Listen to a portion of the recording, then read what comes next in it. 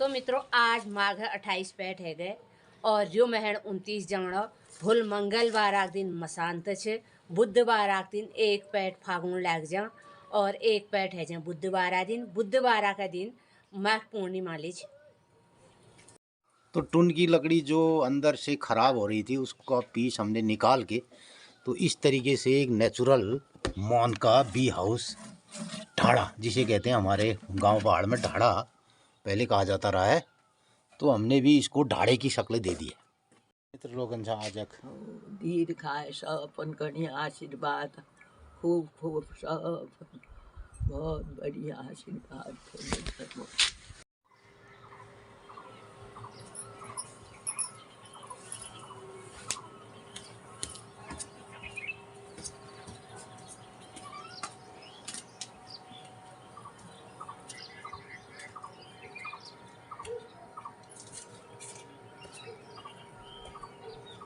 सुबह के ठीक 8:30 बजे हैं और इधर मैया के दरबार में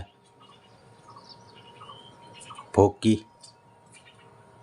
मंगल ध्वनि सुनाई दे रही है। मित्रों नमस्कार, सुप्रभात। रत्तक ठीक 8:30 बजे ध्यान और मैया मंदिर में भोग लगनो है और आज मौसम में हल्के फुल्के बादल छन। तो मित्रों आजुक दिनचर्या छे 10 फरवरी 2025 सोमवार वार माघ शुक्ल पक्षी माघ 28 गते कालयुक्त नाम संवत्सर सूर्य उत्तरायण शिशिर ऋतु और आज त्रियोदशी तिथि भूल चतुर्दशी तिथि बुधवार आक दिन 12 तारीख आक दिन माघ पूर्णिमा छे। तो मित्रों सुनो आप लोग ले मैया मंदिर में ठीक 8:30 बजे भोग लगना। तो मित्रों आज माघ 28 पैठ है गए और जो महण 29 जाना भूल मंगलवार आक दिन मसांत छे, बुधवार आक दिन एक पैठ फागुन लाग जा और एक पैठ है जा बुधवार का दिन माघ पूर्णिमा ली छे। तो मित्रों आजुक दिनचर्या दगाड़ आप लोग बेल्ले हमिल मोना बक्स बढ़ाइन और आप लोग कसके बढ़ाइन की बढ़ाइन आप मोना बक्सड़ और टाइम आ रहा आप लोग तब ब्लॉग ले देखा आजुक दिनचर्या दगाड़ आजुक दिन सब लोग शुभ हो मंगलमय हो। नमस्कार धन्यवाद। आगे अपने बगीचे के यहाँ पे तो मित्रों यहाँ हमारे पास एक टून का पेड़ इधर गिर गया था बड़ा सा यहाँ से, तो ये टून का पेड़ गिर गया था तो इसमें से कुछ लकड़ी हमारी कामयाब रही और बहुत सारी लकड़ी बर्बाद हो गई। ये तो इतने बड़े बड़े गिल्डे हैं टून के, और अगर ये कहीं जगह पे होता तो इसकी बहुत सारी चीज़ें बन जाती। देख रहे, तो ये हमारे पास पूरा पेड़ यहाँ से ये उखड़ गया था टून का, और इसके बाद बहुत सारी लकड़ियाँ यहाँ पर पड़ी हैं। तो इसमें से कुछ लकड़ी हम कामयाब बनाते हैं। देखते हैं, एक ये गिंडा है तो इस गिंडे में से ये दिखा दो अंदर जो खराब लकड़ी है इसमें ये तो इस गिंडे के अंदर की लकड़ी कुछ सड़ गई थी। देखिए आगे फेंक देता हूँ, हैं, फेंक ही देता हूँ इसको। हाँ फेंक दे। तो इसको हम अलग करते हैं और इसमें से कुछ निकालते हैं लकड़ी, और इधर चंदर निकालेगा मशीन। तो मशीन को स्टार्ट करते हैं अब।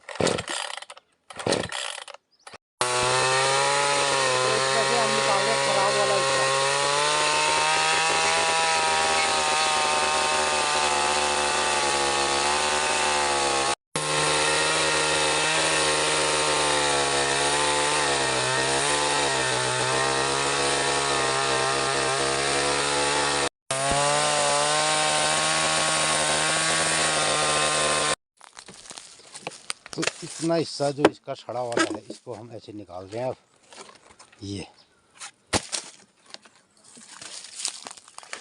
ये जो इसके अंदर इतना ये सड़ गया। तो मित्रों ये पेड़ बहुत पुराना रहा और जब ये गिरा तो इसकी लकड़ी ज़्यादा कामयाब नहीं रही।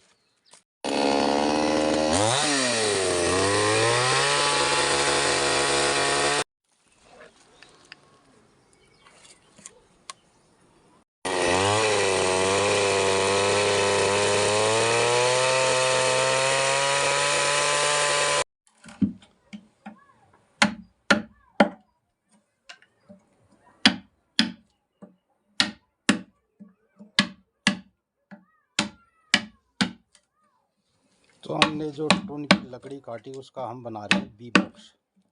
पहाड़ी स्टाइल का ये है मौन का ढाड़ा। तो मित्रों टून के लकड़ी को हमने इस तरीके से आकार दे दिया और इसमें रहेंगी मधुमक्खियाँ। तो हमने सुबह इसको काट करके इसके अंदर का सड़ा हुआ हिस्सा निकाला और इसके बाद इसको एक बॉक्स का आकार दिया जा रहा है। तो इसमें से 2 पीस बन गए और एक ये बनेगा ढाड़ा और एक बी बॉक्स हमने ये बना दिया। तो इस तरीके से खुलेगा ये।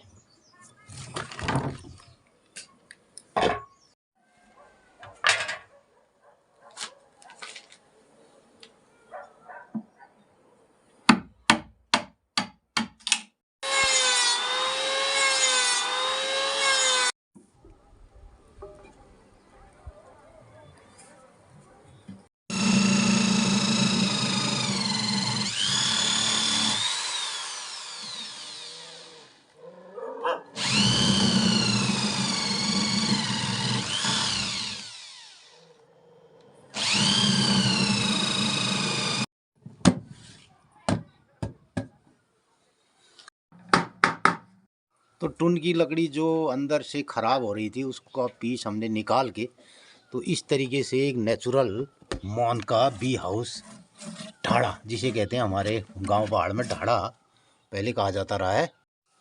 तो 2 ढाड़े बने हमारे, उसमें से ये आ गया दूसरा ढाड़ा। ये इसको भी ऐसे कर उल्टा, इसमें तो टीन भी ठोक दिया। 2,000 का लगाया है टीन। तो ये तो बहुत महंगा बेटा ढाड़ा। छोटा हो गया वो ये। तो तीसरा हम एक और मॉडर्न किस्म का जो बी हाउस है ये। तो पिछले बार मैं इसको लाया जूलीकोट से ये। तो मित्रों ये आधुनिक बॉक्स है, दिखा जरा इधर। ये हमारे पास एक आधुनिक बॉक्स भी आ गया ये। हाँ है तेरा। तो इसमें ये डबल स्टोरी है, ये इसके फ्रेम है और ये इसके ऊपर ये 2 मंजिला है।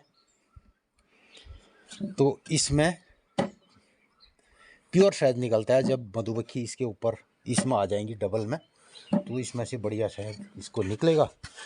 और ये सुपर। तो ये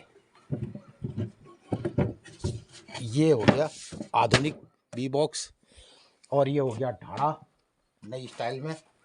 और ये भी हमारा एक बॉक्स और ये ढाड़ा और वो जाला।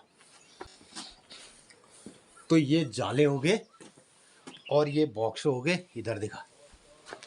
तो मित्रों अब हमारे पास 3-4 किस्म से मधुमक्खियाँ पालने का तरीका है।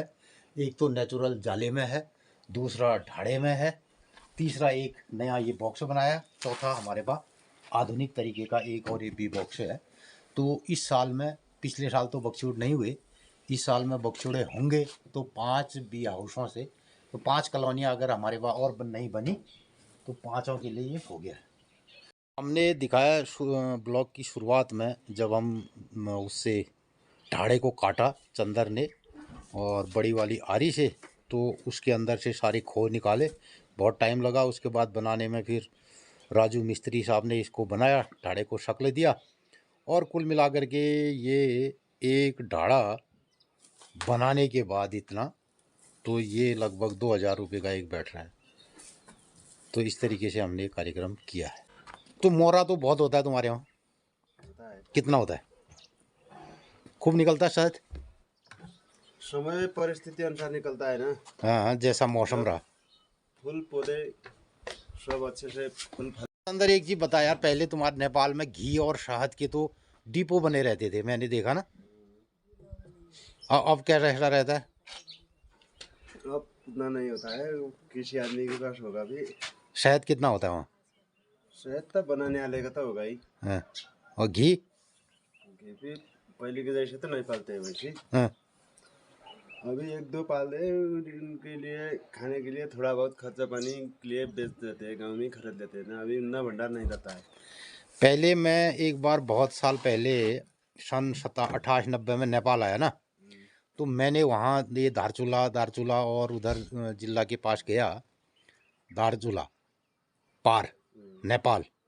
तो वहाँ मैंने घी के डिपो देखे। हमारे वहाँ पहले लीसे के डिपो हुआ करते थे, तो एक आदमी बड़ा कांटा लगा करके कनिस्तरों में लीसा तोलते थे ना, हमने देखा।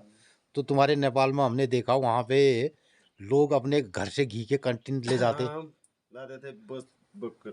तो घी के डिपो कहे जाते थे वहाँ, डिपो में घी अब तो उन्हें पालने वाला आदमी भी होना चाहिए ना। है। तो ये बना दिया मैंने मिट्टी बढ़िया सी, ये इनको लिपाई करने के लिए। तो जो ये ढाड़े हमने बनाए हैं, इसके साइड में जहाँ भी दरारें हैं वहाँ पे हमने ये मिट्टी से लेप कर दिया है। तो मधुमक्खियों को ये टून की लकड़ी और इधर मिट्टी, तो मित्रों बहुत तेज़ सुगंध या कोई केमिकल वाली चीज़ इनके लिए उतनी अच्छी नहीं रहती है। तो इसलिए ये बढ़िया सी जो मिट्टी हम लेके आए हैं, उससे हमने इसको बना दिया। आज हो गए 3 दिन, मिट्टी से इसको कर दिया लेप। ये जहाँ अंदर सुराख है वहाँ ये बंद हो जाएगी मिट्टी से।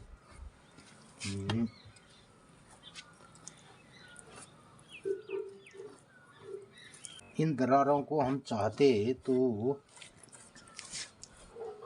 फैब्रिकॉल आदि से भी इसको बंद कर सकते थे, लेकिन उसकी सेंट जो है बहुत दिनों तक रहती है और उसके कारण इनके लिए बढ़िया सा घर नहीं रहता है। तो मित्रों इनको नेचुरल सुगंध जो प्राकृतिक है वो रहती है सही। तो इस तरीके से हमने बना दिए ये नेचुरल बी हाउस, यानी कि मधुमक्खी जैसा चाहती है वैसा हमने इनके लिए घर बना दिया है। और नीचे साइड भी इसमें जॉइंट होगा कहीं ये।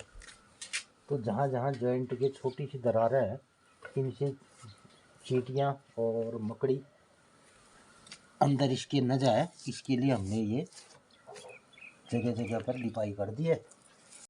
तो ये है इसका, ये लगे लगवाना से यार माटा, इनमें माटा लगा देना भर दी माटल।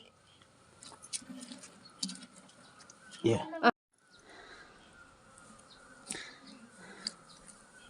तो जहाँ जहाँ भी दरारें हैं हमने इन दरारों को कर दिया मिट्टी से बंद।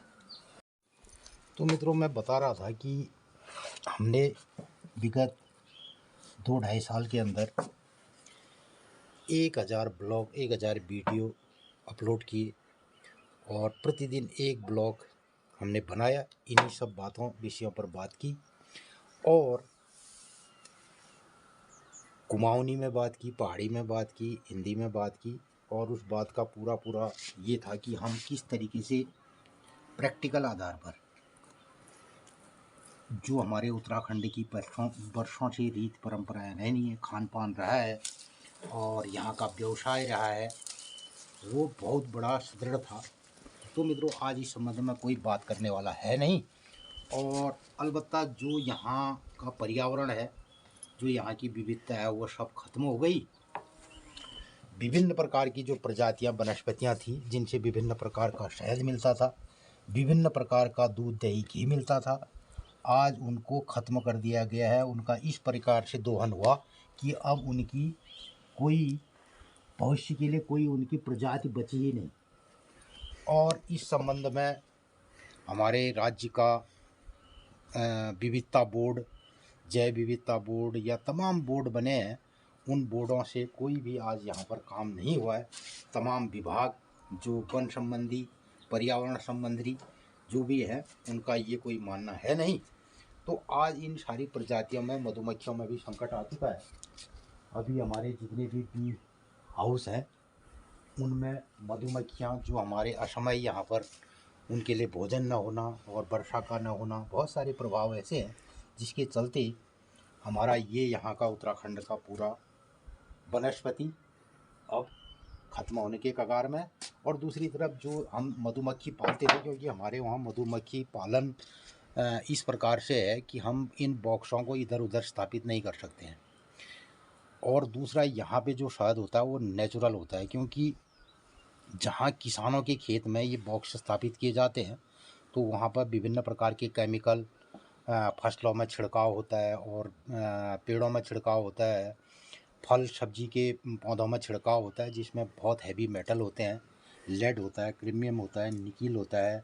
तो वो सब जो है शहद के रास्ते और तमाम फल फूलों के रास्ते हमारे शरीर में जाता है। इधर हमारे उत्तराखंड का जो जंगली विविधता वाले फल फूल और पौधे रहे थे, अब उनमें गिरावट आ गई है, उनमें कुछ है नहीं। तो इसलिए यहाँ पे जो नेचुरल मौन पालन था वो बड़ा प्रभावित हो गया है। तो हम लोग आज भी, तो मित्रों, मैं इस संबंध का प्रयास करते हुए अपने ब्लॉग के माध्यम से इन सब बातों की जानकारी से आपको अवगत कराता हूँ। और कुछ चंद मित्र हमारे इसको समझते भी हैं। तो इस संबंध की बातें करना आज बेमानी सा है, फिर भी हम गांव पहाड़ में इन सब क्रियाकलापों को करते हैं और वही सब अपने ब्लॉग के माध्यम से आपको दिखाने की कोशिश करते हैं। तो आने वाले दिनों में जब भी इन बक्सों में हम नए मौन डालेंगे, नए मौन आएंगे, तो ज़रूर मैं आपको ब्लॉग के माध्यम से दिखाऊंगा। तो यही सब कार्यक्रम हम जो दिखाते हैं, ये सब आपको कैसा लगता है, इस पर ज़रूर अपनी राय प्रतिक्रिया व्यक्त कीजिएगा और अपने मित्रों को हमारे blog video like share subscribe कीजिएगा। तो इस तरीके से मैंने मोहन के जालों की लिपाई कर दी। और चलो इसी हाथ आज पूछते हैं ईजा से कि हमारे वहाँ पहले कितनी मधुमक्खियाँ होती थी, कितना शहद होता था। इस सब की जानकारी लेने के लिए मैं जा रहा हूँ हमारी माताश्री के पास, और जिसकी उम्र हो गई अब 100 साल। मौसम में बादल ले सन जाड़ ले रहे ना हैं? हाँ, ये आज 2-3 दिन गर्म भेजा, आज देखना ना मोना उबड़ाइन में ढाड़े एक दिए ढाड़े मोना ढाड़ जल लेकिन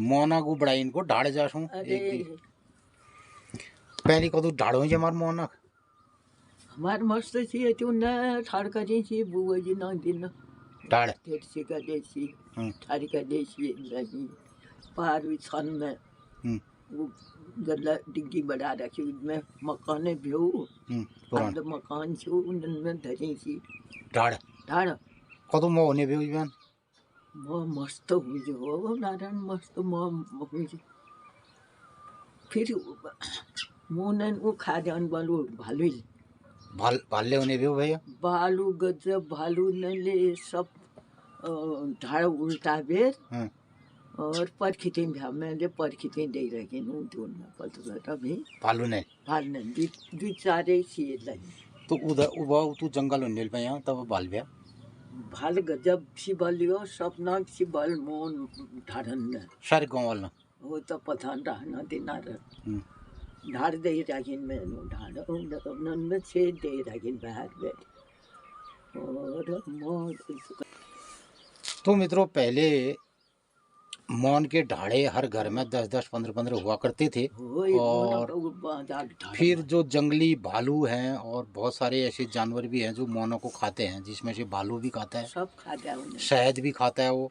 तो उसने सारा यहाँ आक्रमण करके ढाड़ों को उल्टा दिया और मधुमक्खियों को खा दिया।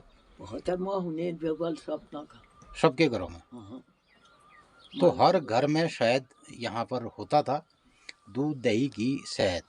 तो ये निश्चित तौर पर घर घर ये होता था हमारे उत्तराखंड के अंदर। और आज अब न उस किस्म के जंगल ही रहे, न मधुमक्खियाँ रही और न उनके लिए परफेक्ट एक मौसम रहा।